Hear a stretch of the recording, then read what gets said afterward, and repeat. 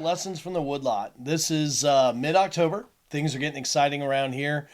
We've been plagued a little bit by weather, and we're really excited. It looks like we got a good front coming this weekend, and we got some target deer that have finally come back home. And as we kind of dive into today, we're going to be talking about something that's kind of near and dear to our heart, and something we've actually got to watch all summer on cameras. So again, welcome to Lessons from the Woodlot. If you don't know, we give a farm away for free every single year. That's our goal, stated mission, and hopefully down the road, other people in the industry that we all give money to for hunting things will kind of catch in and catch on with them, and they'll kick some money in, and in the future we would hope to be able to give away more than one farm a year. But this is our first year, so we're going to give away one farm this year. If you haven't seen it, we did a podcast out at the giveaway farm. We'll be releasing a nice short, I think it's like 2 to 3 minute flyover and basically a farm walkthrough on the giveaway farm. So we're really excited to bring that out to you guys. And then we've been on this thing about hunters. Sometimes as hunters, we're our own worst enemies. And it's something that's near and dear to Mark in my heart, of celebrating when your fellow hunter takes a deer and harvests a deer. And, I try to like every single picture I see when, somebody's holding a buck and it's their biggest buck or their buck they're proud of, and they put it on Facebook. I like every time, so if we're friends, you're always going to see my like on that. I try to celebrate that. If it's a kid, I try to like it and make a comment on it, because we love youth. And the whole reason for the giveaway farm is really for the next generation of hunters, and why Mark and I decided to do this. So kind of with that theme, we're all about hunters helping other hunters, not being critics. There's enough tree huggers in this world that hate our sport and hate what we do. Why would we hate on one another? So we're going to keep that theme going. And you guys wouldn't know this, but we had our last farm in Maryland that we had to sell this summer. And I got to tell you, we just trying to move all the equipment and get all the equipment to Iowa from Maryland, tractors and just side-by-side sprayers. It was a lot of work. And I put 17,000 miles on my new truck in 3 weeks. And then I was very fortunate to only be 2 miles from Burlington home. And I hit a deer. And it was pretty bad. And honestly, I didn't have time. We had our setups that had to be finished for the season.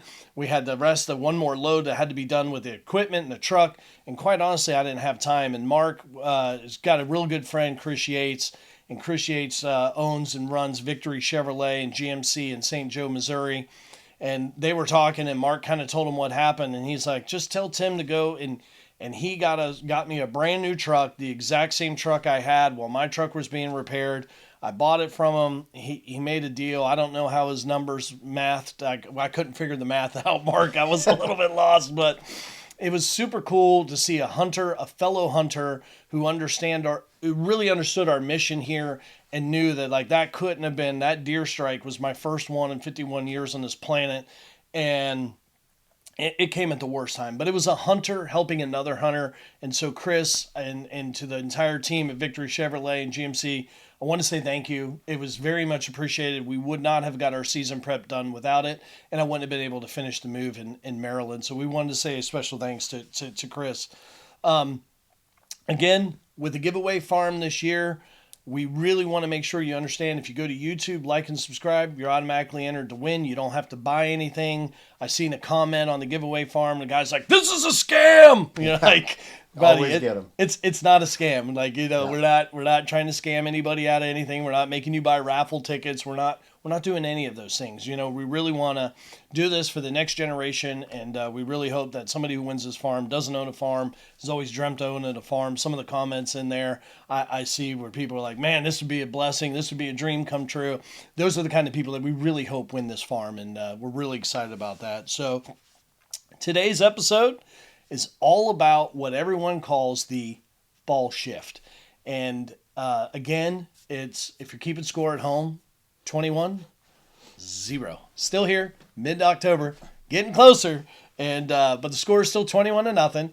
And one of the things is I'm learning from Mark this year and last year is we're watching these same farms on camera do the same exact behavior year after year. And so we're really starting to learn that the fall shift is really got a lot of different facets. So today our subject is all about what everybody calls the fall shift. We're going to probably break it down into what we term there's a food shift, right? And we're going to go all into the food shift. Mark's going to walk us through it. And then there's some other things that shift as well. So without further ado, Mark, why don't we start with the fall shift, the way we see it now versus the way we used to see it maybe in the past? Yes, sir. One thing, and you'd hit on it, and I just wanted to elaborate on that. So, that situation with with you and your vehicle happened, and the very next day we had to haul the tractor somewhere. It was actually really hampering us, and I was on the phone with Chris. Talking about deer, and then the subject got up, and he's like, "Why, heck, let me see what I can do." Now, mind you, this was a situation. It's all about customer. To me, customer service is more than anything, and this isn't. I'm not trying to make this a commercial because again, we're sponsored by nobody, yes. But hunters that'll reach out for other hunters and help other hunters in this thing. Yes, I'm all about praising them and putting that out there. Because if we can turn around and help him because he's helped us, that's exactly the premise of this whole show. Amen. All of that being said, it wasn't just that. It was Chris, and he got you in contact with his main guy, if you will. Yeah, John. Yeah. And team. I was going to say Jason, but so John, and if I remember right, I called him Jason in person. Sorry, John. But so anyway, we got old John, and we were going out to our 40 in Kansas to do some work too, and come back, and then that was going to end up on a Sunday. It wasn't even through the day, Yeah. And John was nice enough. John and Chris, we talked to them both and kind of coordinated, and they were nice enough to just meet us and had all the paperwork done. It was here's the keys, here's the stuff. Move your stuff and gone. Yeah. It was the most seamless, smooth purchase of any vehicle I've ever seen in my life. And it took longer for us to move the stuff out of the old truck into the new truck. Like 5 times as long. It was amazing. It was so again, Chris and John and all the guys and gals there at Victory, it was awesome. So, and if I could paint you a picture at home, there was a Mountain Dew box and a ratchet strap holding the front end of my truck together. So, true story. It was pretty bad. So, but thanks again, Chris. Your team and John, you guys kicked it. So we really, really appreciate that. And that's the thing. Hunters should be giving money to other hunters. Why in the world would you want to give your money to somebody who's donating or leaving their money to a anti-hunting organization? So what we know is Chris is a hunter. He's like us. He's one of us. And I would always rather do business with people that are like me than people that are against me. So, Yeah. Now, to your question, to your point. So what we call, and it is a false shift, but it's also, a false shift is a really broad, in my opinion, it's a really broad situation. It's a really broad statement because there's layers of that onion, if you will, that's got to be unpacked because there's multifaceted layers in what is considered a false shift, or what people consider a false shift. For me, a lot of times I think it is a food shift so think about the timing. It's all about the timing. Okay. So a lot of times the timing of when deer tend to move in or move out. Well, a lot of times that coincides with, say, combining. So the lack of food in any given area because it's been picked out can shift the deer or will shift deer. Also, a lot of times in that food source that we're talking about, it's tall enough that it is also a bedding source. And we have found a lot of your growing antlered bucks like to get out of the timber, away if they can, away out into ag fields. Now we're talking about in an agricultural area of the country too, in this particular scenario. But they get out away of things And again, I think there's multiple reasons for that. I think the mosquitoes and the bugs are more prevalent in the timber version, So if they can get out in a waterway or lay down in corn or milo or sunflowers or whatever crop fields are out there, and they can be in shade. They've got their brow. They got all the food they want. A lot of the time they're getting their moisture either from those plants and or they have a waterway or a pond or a water source somewhere relatively close. And I think what happens a lot of times, so some years, like a guy will come out of a shed season. Maybe he just got on the farm or a new deer shows up late or whatever, and you get this big shed. Mm-hmm. And you're like, gosh, I'm so excited for this next year. I can't wait to get the cameras out. And, and you're patiently waiting, or in my opinion, it's impatiently waiting. But Right. I'm waiting for the timing. Roughly around July 1st, bam, I go in, put cameras out, deploy the cameras. And I'm waiting on bated breath to get that picture. And then it just doesn't come. Right. And you're like, what is going on? Why? And it almost, and then the later it gets, it almost puts you into a panic. Because you're like, not panic, but panic mode about the fact that you haven't seen your deer yet. Mm-hmm. The deer you're wanting to hunt or go after. And this episode is about all of that and all of the reasons why, and why sometimes we see things happen and you're trying to unpack what's going on there. Like let's say that your timber block, there's ag fields right beside it. And this year, it's corn. So let's say that they're bedding a lot out in that corn. Well, and you've got your cameras along the tree line. So a lot of times when like the corn or something where they're bedding out in it is right up next to where your cover is, and you got cameras and stuff, maybe you get lots more pictures through the summer months, Right. And then the next year, let's say that field right beside it is soybeans, and then a quarter of a mile away or whatever is now that soybean field's rotated to corn. Well, that next summer he might be laying out in this corn, stepping out to that bean field, the edge of that bean field, which now is across the field from your timber. And all of a sudden you're like, well, where's this deer? Right. I've got his shed. He should be right here. Everything, and he's just not there. Mm-hmm. And it all again. I mean, I'm the world's worst about it too. It kind of works itself up because as timing continues to go and it gets later and later and later, and maybe even seasons kicked in, and you're still not seeing the deer you're after. Right. You're like almost stressed. So I always got to tell myself to just stop, step back, wait, assess it. Because a lot of times there's a reason for that. He's still there. He's still under your nose. Mm-hmm. He just hasn't necessarily moved into that core spot that he ultimately is going to be there. And then you ask, okay, well, why? Well, it could be, and that is a food situation, but that is also a cover in your food situation. Yep. And when that field, because we find them loving to lay out in the corn more than most When anything it's hot. else. When it's hot and stuff, they just, and I think they get a bunch of moisture from the plant itself as well. So they rarely really need to just go drink water, or very minimal at that time frame. All of that being said, then there is, say, a mash crop. So at the timing, again, we're going back to that timing. Yeah. So can we go back on this? Yeah. So, and just so the people at home know, like this is actually observed behavior from us on a farm we've watched. And those deer were in there, then they weren't in there, and we're like, what's the difference? Well, it was a difference of beans and corn. Yeah. Right? So then we call that, like loosely everybody calls that a fall shift. That really wasn't a fall shift. It was just a planting shift. Correct. Now, when does the harvest happen? In the fall.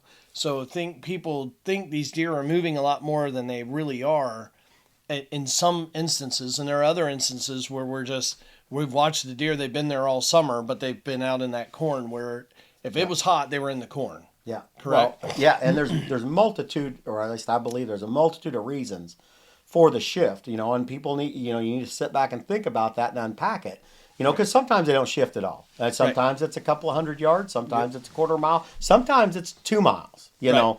and the deer has what they call the summer range, and the deer has what they call the fall range. Well, I think a lot of times with your bucks, they tend to get out in those open ag fields, if at all possible, where they're left alone. They're left alone from people as well as bugs, as well as most anything. And I think they also instinctually know that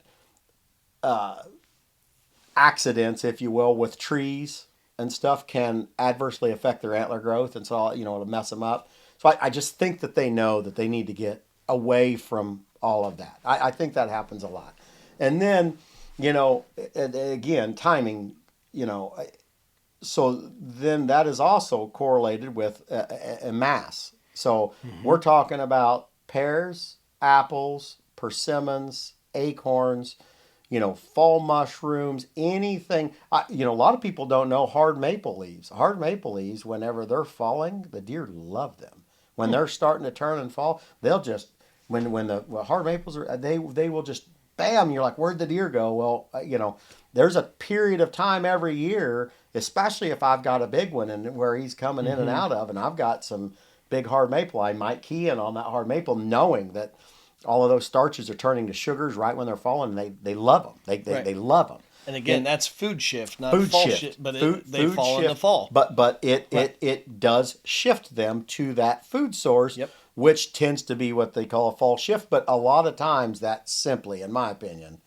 is a food necessity shift. Their body knows, hey, well, maybe I'm missing something here, and now I need it in what the acorns provide me, or what the maple leaves provide me, or what the whatever.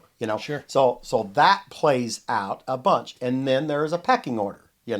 So let's say that your deer was there last year, and then you roll into this year, and you've been getting him all summer long, and about right now you're seeing him, all of a sudden he disappears on you, or he moves across the farm to the other side, or whatever. Well, there's a pecking order getting played out too. Now, just because he has the biggest rack doesn't mean he's the baddest man on the planet. Correct. I mean, it could be a mean 4-year-old or 5. Right. In my opinion, those two age class deer, especially that 5-year-old, he is the king. He's just reached his bone structure maturity, and he's young enough that he's feisty. Yeah. But he's old enough to be able to push his weight around, Right. if you will. Right. It is my belief, and I believe wholeheartedly that the 5-year-old is your king for the most part. You might have a 240-inch 7-year-old or 8-year-old, Right. but the 150-inch 8.5-year-old might stomp that thing's brains out. Yeah. So that there could be a shift, that you didn't get in previous years, or slightly different than previous years, because of the pecking order playing out, that what was a deer that this guy, owned, has now reached age. And, because you think about it, I'm getting ready to be 52 years old, right? Right. Like, I'm young enough. I feel like I could, hold my own. But I'm old enough to know that I probably can't to that age class guy. Right. Or you're old enough to think about the next 3 days after. Yeah, And that's how gonna that's hurt. going to feel. That's Yeah. gonna hurt. Yeah. Yeah. Yeah. And I think what happens there is you get deer that are coming of age that are really aggressive, and then maybe they've moved your deer just a little bit. But that home range of that one that's come of age. Yeah. Now all of a sudden he's shoved or shifted your deer just a bit. And that, I think, can happen, for a long distance shift as well, because every individual buck tends to react in a different manner. Sure. Some are willing to handle more intrusion than others. Some are willing. Cameras don't seem to bother them, and others, they hate them with a passion. Everyone, they're still individualistic, and that shift or that move is varied in distance by the amount of good cover and does and all of those things, the prerequisite list that the deer wants. That all plays out on where they land, as well as the food source has to be sufficient, and so on and so forth. So there's a multitude of reasons, I believe, for a shift. It could be seasonal. Could be seasonal as far as when your crops are getting pulled. Right. And simply where they were spending all summer no longer is cover. So they're Right. getting reduced to what cover there's left. Yeah. So you catch them, move in. And then, because sometimes I all the time, friends and all of that stuff, we talk about, like, you'll get a big one show up that you ain't got a picture of in early September. Roughly, that's the start of when a lot of them start tending to move. Right. And then, then there's some shifting through the month of September, and then all the way into usually about that first 3 weeks of October. But by the time it gets to that later October range, usually they've moved into where that fall range is going to be. Every now and again, I'll get one pop in November, early November type, that'll stay. And then every year, if you've been doing your part in managing and food plotting and so on and so forth, Right. if you've got readily available food for late season, when stuff gets sparse, you will, food around in the neighboring farms, Right. and you're the only one holding the food. All of a sudden, you start seeing this rise in the number of deer that's there late season too, and so there is also a late season shift, which is 100% usually totally food shift. Correct. And you find, like, if you get on a new farm and you start planting food, that first year you might have mixed results, because a lot of the local deer haven't realized that, hey, a new grocery store's open, And then the next year, you're like, wow, there's quite a few more deer than I had here last year. And then by the third year, all of these bucks that's been doing November, stretching their legs, cruising around, have rolled into here over the course of the year and have seen all this food and all of these does here. And then when times get tough and all of these other farms that are outreached around you, Yeah. they remember, hey, there was this food, let me check that out. And then they collapse in, and then boom, there's food, and they sit. And we have found that is we see this, and it's a perfect scenario is playing out on one of our farms right now. So we bought a farm this last year in January, whatever. The previous owner had a really nice deer that year that also showed up the year before. Well, and the ironic twist to all of this is it was a consulting client. It's a consulting client of mine that it was one of those farms. I'm like, listen, if you ever decide to sell this, call me first, so to speak. Yeah. And that's what he did. And we ended up with the farm. And we believe the deer on that farm this year is 6. We believe. He could be 5. That first year, so 2 racks previous to the one that's now. He was a big 10, big 10, tiny body, but he showed up in January, right? So he showed up in January, and the farm had standing beans all over it. And he was there a week-ish and left, and immediately off my thoughts, like, okay, so he went looking for food, found food, so on and so forth. I don't really know the reason why he left after he found it, but he planted roots for about a week. Yep. Fast forward to last year. He rolled in about 2 weeks earlier than the previous year, and then stayed the whole time. Till he shed. Then this year, he rolled in. Because he'd never been there before November 7th. The previous year was November 7th when he showed up, and he was only there for 1 or 2 times and then gone, and then didn't show up again until late.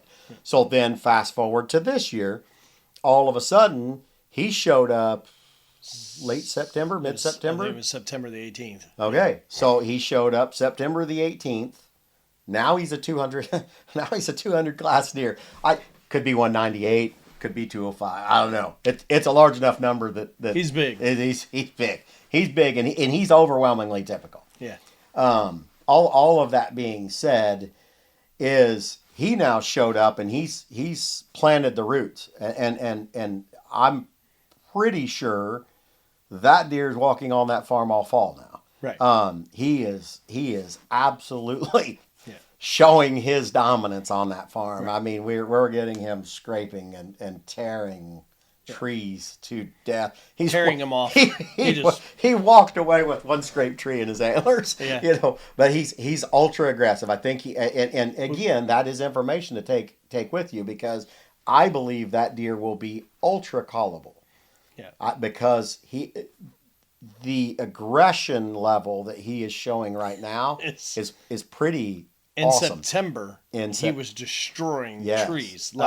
So I walking think, off with them in his horns. We have them on camera, so I think we should try to get that up there. See if we can't show that sequence. But but moral of the story is that food, it's solely that food. That food shifted that deer over the course of time to move him onto the property. Right. Had that food not been in place, right, that deer doesn't stay. He doesn't then come back the next year and plant roots, or now really come back and essentially, because of the progression of the food sources and their availability, his availability to get them, we've moved the deer to the farm. Yep. So when we're talking about shifting a deer, we can take our nutrition program and literally shift them to us. Right. You know, but that is on the backside shift, like we're talking about that December, January time frame.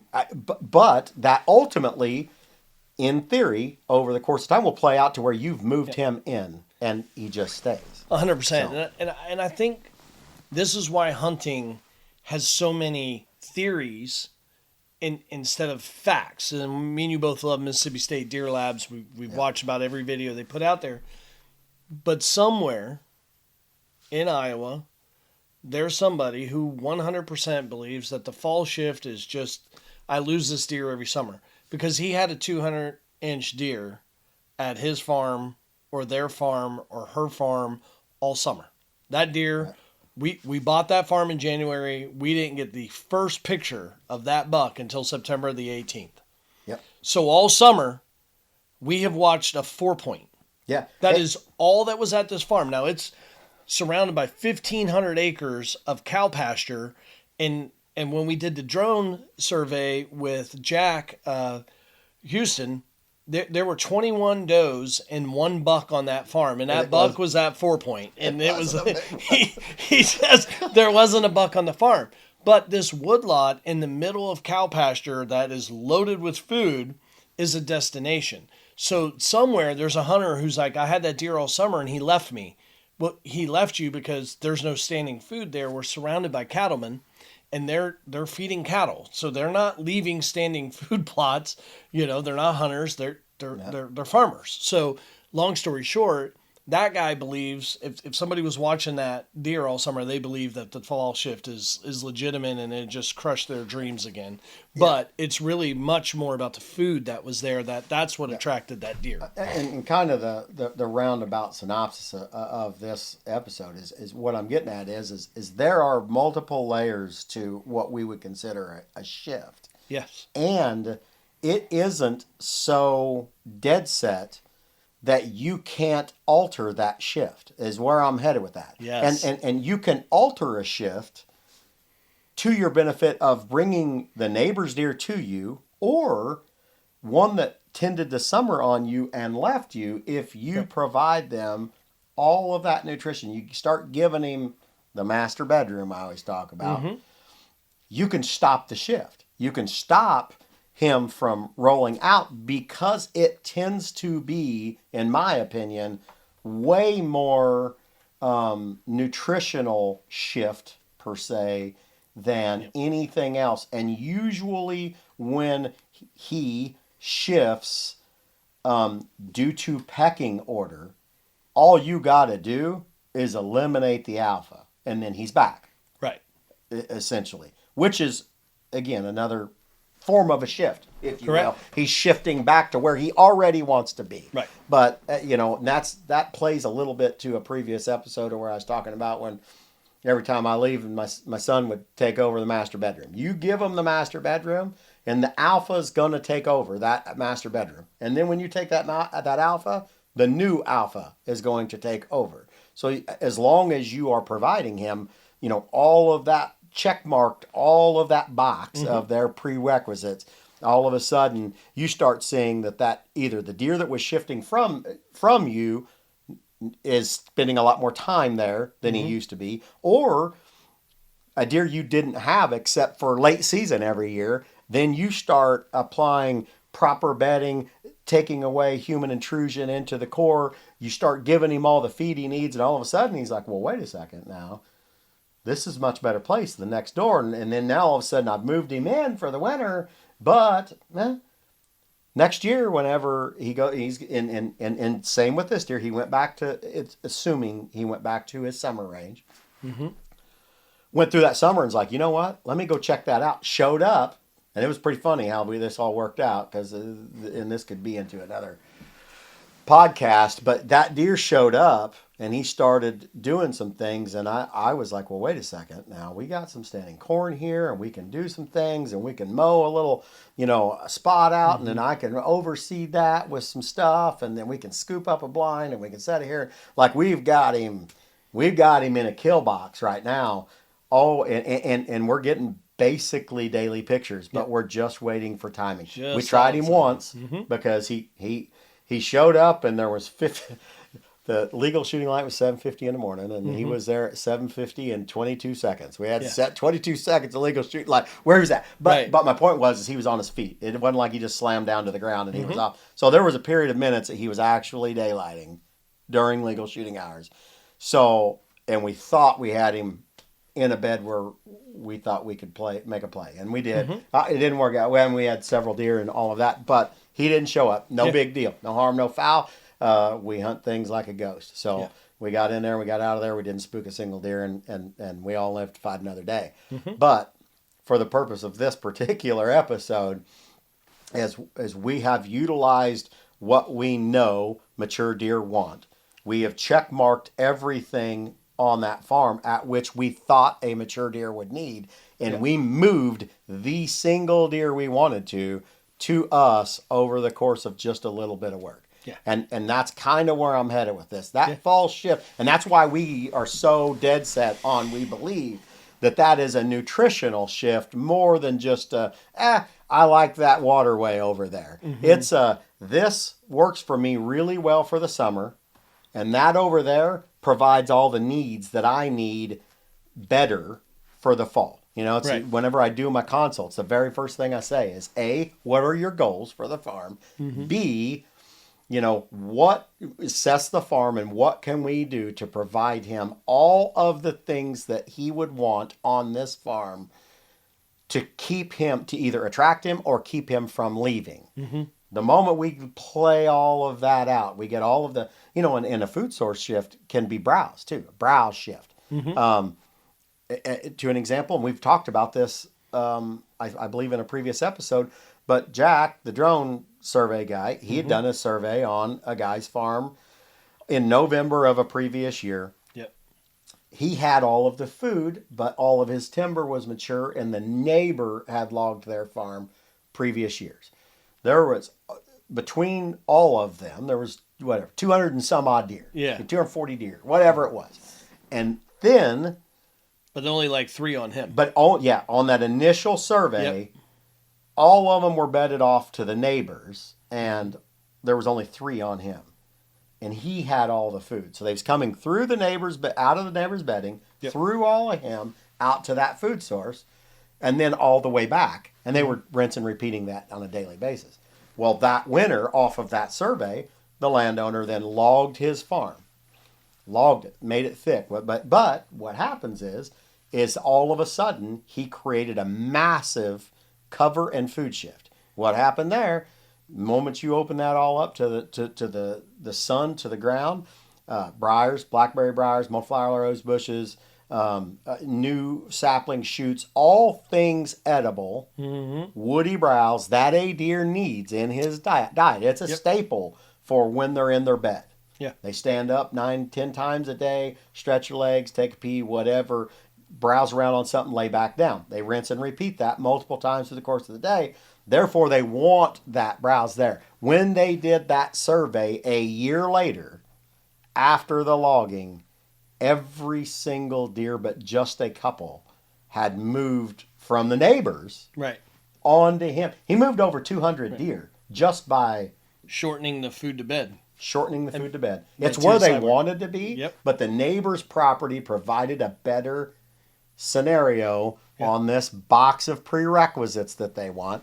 The moment he fixed that, because he already had all the food, it shortened that up. Well, what happens then, once you've shifted those deer to a closer bed to feed, you start getting much more daylight activity on the food source because his distance from bed to feed just got cut in half or a third or a quarter. Right. And now all of a sudden that distance isn't necessarily that long, and he tends to hit that during daylight a whole lot more than what he did. Yeah. So, like I said, there are many different layers of shift and many different layers of timing of those shifts because the initial, what we have seen, well, is another example. Right now, we got 5 or 6 farms that we're hunting on this year, whatever. About half of those have got the corn and the grain picked out around them. Every one of those, we've got multiple new deer. Yeah. The ones that is not right now, we have got one or no new deer on those farms yet. Mm-hmm. And when I say new deer, I mean there's one farm that we're waiting on 4 deer that we had pictures of till shedding. Yeah. That have not shown up. We've not got a single picture or And when we drove there, how much was taken out? Not None. a single field. There was one field about a half a mile away that was a bean field that was cut. That was the only thing that was cut in that whole area. Yeah. So we're like, well, that kind of makes sense from what we've been seeing. Yes. And then we The majority of the deer we saw this summer, and I think this is for everybody. Okay, if you think, hey, whatever you think, what we saw this summer was that almost all the mature bucks were bedded in CRP grasses that had Lespedeza, had bird's foot trefoil, had forbs, had other flowers for them to sit and eat between corn and beans or corn and beans. Beans and corn. It didn't matter. They wanted to be bedded between those. So if you're thinking all summer you're not seeing your deer, well, they have no reason to move. They have their food sources, all 3 of them, within 7 yards. Yeah. We watched a deer stand up and not move for 2 hours. That deer went 7 yards. So you think you're going to see him, you're not. And where it's relevant is in our educational side, is learning that, okay, so if I want to get pictures of these bucks during the summer, we need to set up cameras in there, like before, in between those transitions where all 3 of those things meet together. But then we watch those deer come back when the cover's gone. Well, now they're not just going to stay out in the middle of this field where there's no cover. So, of course, they're going to go back like to their woodlots. But we've also seen at the 30 where all the woody browse was ate out last year on December the 26th.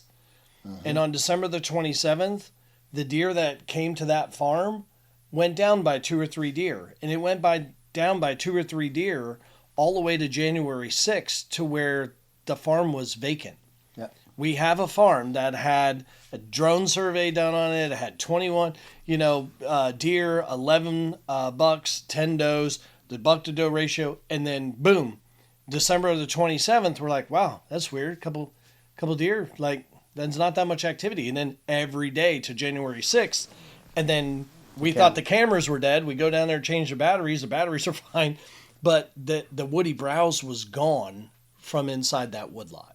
Yeah. And so they needed, we had 7 acres of standing corn, and we combined it because there was nothing eating it. There was no deer coming to 7 acres of standing grain in January in Iowa. So what we did and again, this is us trying to learn. Don't get me wrong. I have my theories, but we're testing things, So that particular farm this year, we added alfalfa and clover mix. Mm-hmm. So we got a couple acres of alfalfa and clover, and then we got beans and corn, Mm-hmm. and then we've got some miscanthus planted and all of that. But Radishes, what and turnip. Yeah. radishes and turnips, and Mm-hmm. so we kind of gave them the smorgasbord, and then we're wanting to see how that changes, how this plays out later on. Correct. So and I have my suspicions that Mm-hmm. it's going to hold them there much more, much longer, because now all of a sudden they have the diversity in the nutrition that Yeah. they're going to need all winter long, I would think. But you know, I don't know. I mean, if that is a generational thing that's been taught to them, it might be something that plays out. I don't Right. know.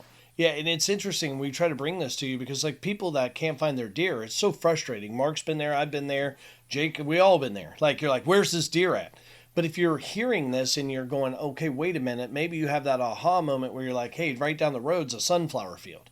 Yeah. Okay, they're going to transition to that food source at some point. That sunflower is going to become like the key. Like they're, hey, I need it. So Yeah. if you can learn that, then it can make your scouting more effective. And then we communicate with Jake. And we're like, hey, sorry, Jack Houston. We communicate with him, and we say, hey, Jack, what are you seeing? He's like, I'm finding all my deer here. And like, we're seeing the same thing. Okay, I'm Yeah. seeing all my deer here. We're seeing the same thing. And so it's nice having that partner because we're not doing this for money for you guys. Like, we're just trying to bring you this stuff. So then if you have that aha moment, maybe you can track that deer down by looking at food sources. If you're a public land hunter and you're like, man, a lot of this doesn't apply to me, I argue that it absolutely applies to you. Because if you're on public land, those deer are feeding somewhere. Yep. And if you can find that food source, now you catch them from their bed to their food. On public, I would hunt wherever there was a tornado or Yeah. a Jericho blowdown. You're gonna have your bedding areas there, but Yeah. that shift is real, but it has a lot to do with nutrition. Yeah. It pays to understand it, I guess is what I'm getting, and understand it with each individual deer as to why, either Mm-hmm. why he's coming or why he's going. And then, because we're only in control of what we're in control of, we can try to make it as good as we possibly can. Right. But he's a free will, he has free will. Only God can say which direction he's decided to go. Mm-hmm. So all we can do is what we are in control of, and what we are in control of is how good his bedding is, how good his nutrition program is for the year, and then try to check off all of those. And that's Mm-hmm. as far as it gets for us. It's up to him after that, Right. as well as taking that perceived human pressure out of there, because that's one of the main things. Because again, human pressure will shift the deer as well. I have used neighbors, human hunting pressure against them Yeah. to key in on a deer, because I know how he's hunting it. I know how he's going there. I'm seeing his stands on the fence line. I know how he's got to get through to there. And if he's hunting that on a particular wind, I know he's educating a numerous amount of deer to get to that. So I use that hunting pressure to say, okay, well, if this deer's worth his salt at all, he now completely knows where that guy's doing this. I can almost mark off this whole area as Mm-hmm. to something he's trying to avoid. And then I used that to create a funnel.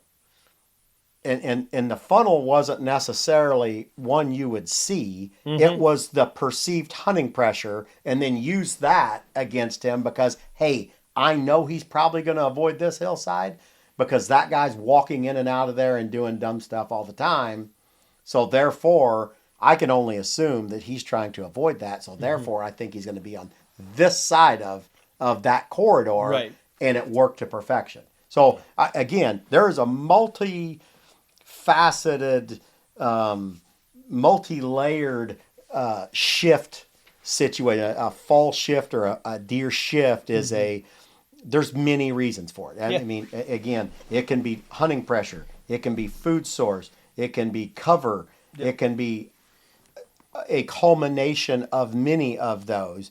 And like every hunter who's run cameras or been serious about it has dealt with this kind of a scenario, where the previous year you had a deer coming through the end of the season, you're like, man, alive. And then the next year it's going all the way up to season. You're like, I mean, is he dead? Where is he at? You know? And I always say I'll always bet on the deer. If you've got him to where there's sheds, or you got a picture of him where he's cast, or somebody else picked up the sheds, I'm going to bet on the deer. Because if he's made it all the way to that, then it's just between him and God whether he makes it to the next hunting season, if you will. And I'm going to bet on that deer's resilience to live. You bet on him, but you're still nervous. But you're still nervous. And the later it gets, the more angst or anxiety is going. I mean, Mark Luster is personally in that situation as we speak. As we speak, you know. And my thing is because there is a deer on one of those 4 that we thought were going to be really good deer. One of them was a really good deer last year, and all the way to shed season. And to this day, today is what, October 13th or whatever it is. It's the 14th. 14th. Yeah. Nothing. Yeah. Hiding her hair. I'm nothing of that deer yet. Now, if I say that I'm not getting a little anxiety about it, I'd be lying. You know. Yeah. But I also revert back to my past history of this stuff playing out. And when you go look at it and you see all of those crops in, all of that stuff, in theory, it feels no different than early October because it's all out there still. Yeah. And for the viewers at home, I'm in love with this situation right now because it's still 21-0. I have the deer whisperer stuck at home waiting on trail cameras, waiting for one deer, and he's got to save this tag. So the longer this goes, the greater it is to me. I just want it to be 21-1 before it's 22-0. I think it's going to be worse than that, or better. You know, I think because it's a unique dynamic. We've worked together on every one of these farms. We put them all together. And not that we call deer or anything like that, but I really, and as well as Tim. I mean, Tim wants to shoot his biggest deer of his life. I want to shoot the biggest deer of my life. And, you know, I mean, everybody does that. But my point with this is that there is a dream deer for you. You know, and you've told me that from the start, from all of this. Well, there is a dream deer that Tim Radcliffe wants to shoot. Well, that was one thing I do appreciate. I don't want to get too far ahead, and I don't want to cut you off, but when Mark does a consult at your farm, he asks you what your goal is. And I told him what my goal was, and he laughed at me out loud. I still do. He's laughing now, right? So Mark says, "What do you want to get out of this?" And all I want is a 200-inch typical. Mark, I'm sorry I bust up laughing because the things are unicorns. You know, he's like, I'm 51 years old. I've seen one. He's sitting above my head, and I'm like, well, I didn't know it was that tall of an order. I'm like, you killed one. He's like, I'm 51 years old. I've seen one. I'm like, well, Mark, I as a businessman, I like to set high goals, I guess. But it was pretty unique because I don't really care for drop tines. Like, they're just not what floats my boat. The trashy deer is not your thing. Yeah, I do like a third beam and stuff but it just drops. It's just meh. But the buck that we had on camera, the 2 biggest deer, one was the typical, and I'm like, I want the typical, and Mark's like, I want the drop. So it works out perfect. It worked out great. It worked out great. But mine are all on camera. All of them. All of them. And mine are not. Mark doesn't have one on camera. But here's the thing. That's awesome because right now I'm willing to be patient. Heck, I'll go film you. I'll do whatever. Sure. I mean, we're going to think tank and every if you kill one, I kill one. That's how I see it, and I feel like you feel the same way. So the top 3 that we have, I would say, are all right in your wheelhouse. So it's awesome. And I feel like I know these others are going to come in, so I'm just kind of biding myself, being patient. And and now this is first world problem. I'm going to show you something, and I'm going to kind of tell on myself right here, right now. And I, hey, when this airs, if you all think so, let me know. Put it in the comments and let me know if you think I should. So I'm gonna tell you right now, this deer, this is a great deer. Um, so let's do this. I mean, this should air next week, whatever. Mm-hmm. So middle October, about the perfect time for if I was to go try. But this deer is walking around on the farm nonstop. He doesn't have this G4 this year, but right here he has about a 3.5, 4 inch sticker sticking back. This is 72 inches. It's a 27.5 inch main beam. Like it's a really nice A deer. big deer. I'm not taking away, and I would say that he's. Would you not say he's pretty much the same size? I think I mean, he might be slightly bigger, maybe. I think he's bigger. Yeah.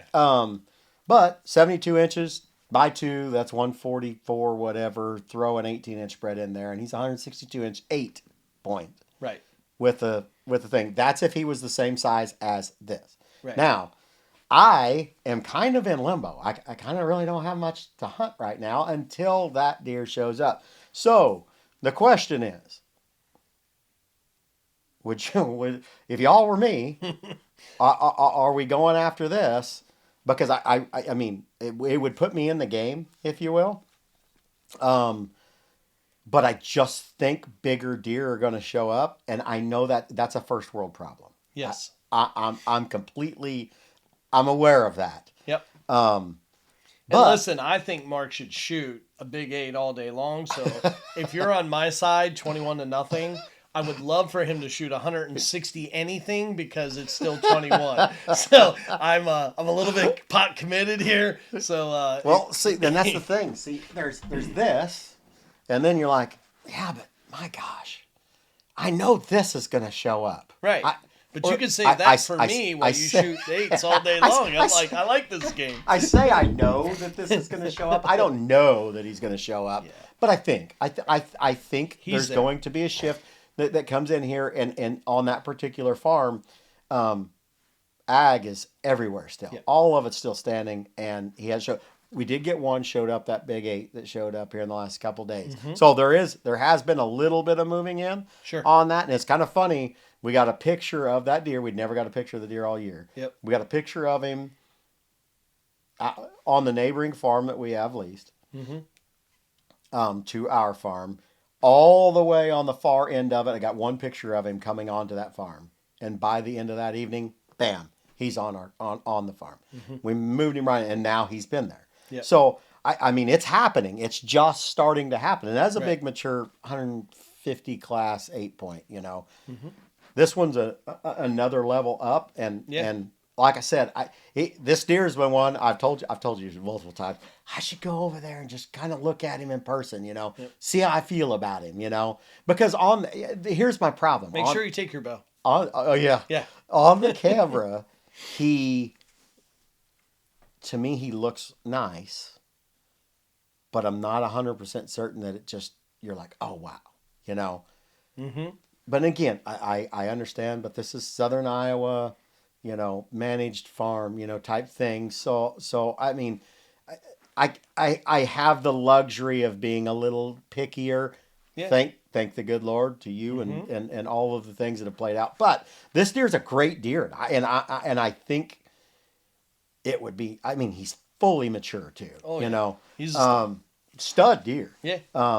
I'd love to see him on your wall. I ain't gonna lie. I would too. Mm-hmm. I would put him in the too. Studio? But I like I said, I want to have that feeling. And I know you know where I'm talking about. Everybody out there has. When you see that deer, you're like, oh my gosh, oh my gosh. That one's going in the truck. Yes, you know. And again, I'm not, you know, in my own personal goals, you know, in Iowa, because it is, you know, if any of you guys go out of state, you know, your limit or whatever, your minimum changes, or at least for me.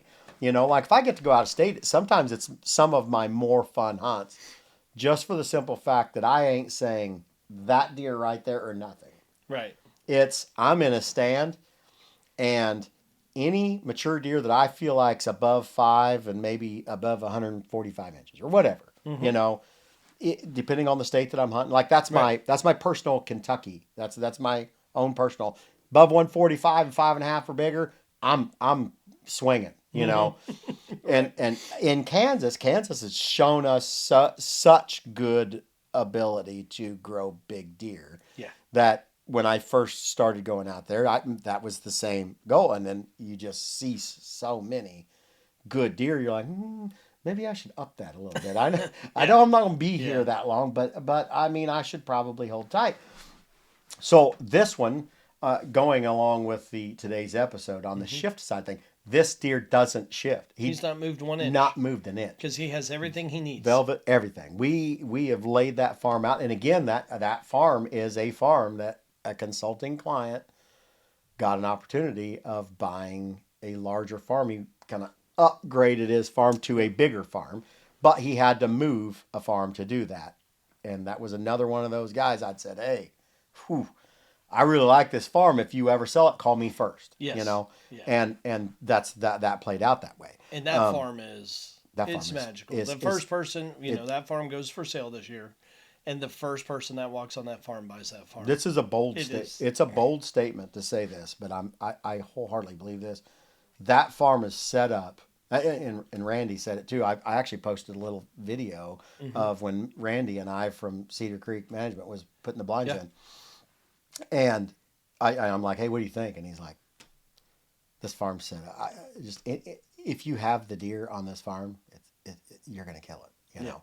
know. Now, I'm kind of setting myself up here because if the masses say go after it, I better put him on the ground because it's a pretty bold statement to say Yeah. you can get it done on that farm on Oh. any deer you want, Oh yeah. and then turn around and not do it. But he's there every day. He's there every He's day. using those. I mean, He's he there just every day. he's No, going no. to the corn. Some of coming it's right. most of it is after dark right now. He has daylight. There's been 2 days that I've told Tim I want to I should go to the 154 and see that deer because he's going to walk out right there in that gap, and he both days days daylight. daylighted through that gap. Yeah. You know, I've got him pretty Mm-hmm. pretty pegged right now. You know, Yeah. as it gets later in the season, he could Yeah. shift around a little Yeah. bit, but right now he's pretty consistent. And anyway, great deer. It's just that I know it sounds crazy, but I was hoping for a bigger one. Yeah. But this is about as big a 8 as you get. You know, I mean, don't get me wrong. There's guys that kill the Sure. bigger, the extra special ones. But Yeah. anytime you have a 27 plus inch main beam, it gets pretty big Yeah. usually. Yep. You know, that score gets tallied up pretty high. So, Yep. all of that being said, the reason we wanted to talk about this particular subject today is this is timing, and it's a real situation that we are currently dealing with. Right. We've got farms that deer didn't move at all, no shift. We've got farms we didn't have anything bigger than a 4-point all year that now has a 200 on it every day. Yeah. Definite shift. Now we can attribute that to a few things. A few things played out, and we watched it play out over a couple of years on camera. I'm talking about where we had a deer, shifted in late season, found food, came back again, stayed longer, came back again. We've moved him. Now that's home. So we can manipulate the shift to our favor with some proper planning, so Right. on and so forth. You know, Right. so for you And all, that farm was. We went to that farm. Like this was one that we were moving equipment all summer. We've told you, and we had to have Randy and Tim help us. Yep. And we got to that farm, and Mark's like, "This isn't right." And Oh, yeah? and Yeah, listen, it's just a miscommunication. But Mark knew in his heart of hearts to hold that deer, we needed more than one grain source, and it was beans last year. So we planted beans again, knowing he liked the beans, but the other half we wanted in corn, and it had got put in a green plot. So Randy jumped out there, planted it that day. That corn's 15 foot tall. It's perfect. With And now you. that deer is hidden in that corn. And it's because of your insight, but it's also your follow up of going out and seeing your property. So when you're driving out, if you have multiple farms to hunt, permission, whatever, when you're driving out there, be looking for visual clues that they're taking grain out. that farm this year has 100 acres of Milo planted to its south that it's never had Yeah. before. Well, So things change. and you just made a really good point too. Um, when you are like if you're local to where you're hunting Mm-hmm. and you're not getting that deer or pictures of that deer, and then through the summer and it's getting into Mm-hmm. fall and they're starting to pull corn or whatever around you. If let's say that they get onto the field south of you, the standing corn, and then that deer shows up. Now your east or north corn hasn't been cut, Mm-hmm. but the deer showed. You can reasonably assume that the deer you keep losing is going south because that was the only denominator that got changed Correct. in this whole spectrum. And what that does, it puts another little piece to the puzzle on your farm of, hey, when I get fed this deer, he usually comes from the south or whatever. And we had a deer, speaking of fall shift, we had right here, this deer right here. This was a deer we call Mo. That is nearly a 200 typical, 93 inches of tine right here. 91, but then he's got this little deal here. But this deer showed up on the farm October 9th, exactly 3 consecutive years in a row. Not a single picture all year. Bam. October 9th, at the same camera, on the evening, every year for 3 consecutive years. The third year, we seen it happen. Then I seen it happen again. Then on the third year, I told my son, you got a south wind tonight. That works for that. You better be there. He's in the best because it's a lot of CRP there. So Mm-hmm. he had to be about 150 yards from that spot. But that's where he was at that night. Mm-hmm. Deer shows up on camera. He never seen him. So I figure he ducked into the timber right there. But my point with this is once you have determined which direction you're getting fed those deer, it's amazing their accuracy from year to year Mm-hmm. on timing. Right. So my point with all of that is you get a deer that's coming in, popping in the same day or two every year, and then you figure out the direction at which he's coming from. All of a sudden, you're armed with quite a bit of information to get you to get that deer to be in the right place at the right time, 100%. because their ability to know the timing is actually almost astronomical. To think Mm-hmm. that a deer showed up on your farm in the same day on the same afternoon. It was never morning. It was always afternoon on October 9th. Yeah. Every single time. First pictures we'd ever get of that deer, and it would be at the same camera. Yeah. Pretty amazing their ability of consistently doing the same thing. Yeah. So, And that just was the reason for the whole episode was to kind of what we have seen isn't necessarily attributed to fall. correct. That's the name, but we find a lot of times has to do with food, behavior, patterns, like Cover, and so that was disappearing, yeah, all of that that stuff. was the whole purpose of this, and to kind of take that deep dive into into what we deem as the fall shift that everybody knows. We think has a lot more to do with food and cover than it really Co- does with anything Cover else. and food. Cover being taken out as well as food being taken out. Now, then there is food being taken away. Essentially, Right. the plates are coming off the table, and therefore they are, as well as the bedrooms. The Right. bedrooms are leaving because they Yep. don't have that standing corn and all Yep. that stuff. So they get sucked back into your woodlot.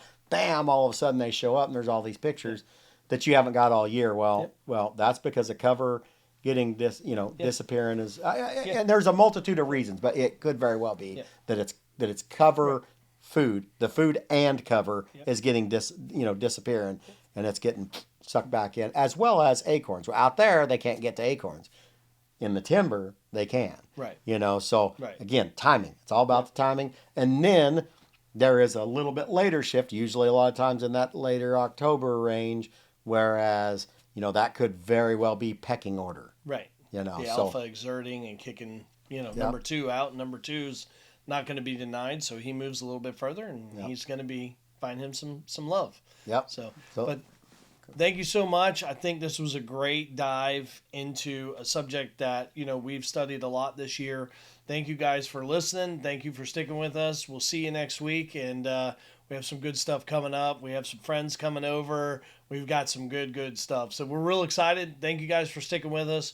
Right now, I think you have a 1 in 700 chance of winning a farm for free. So your odds are pretty good. But we expect more people as the podcast really gains. This is going to be our seventh, I think, or eighth episode. So as it gains, I think there'll be some more people. But right now, for all the people that liked and subscribed on YouTube, you got pretty. I like your odds. So. Your odds are pretty good. Your odds are pretty good. Thanks. We'll see you guys next week. Thank you.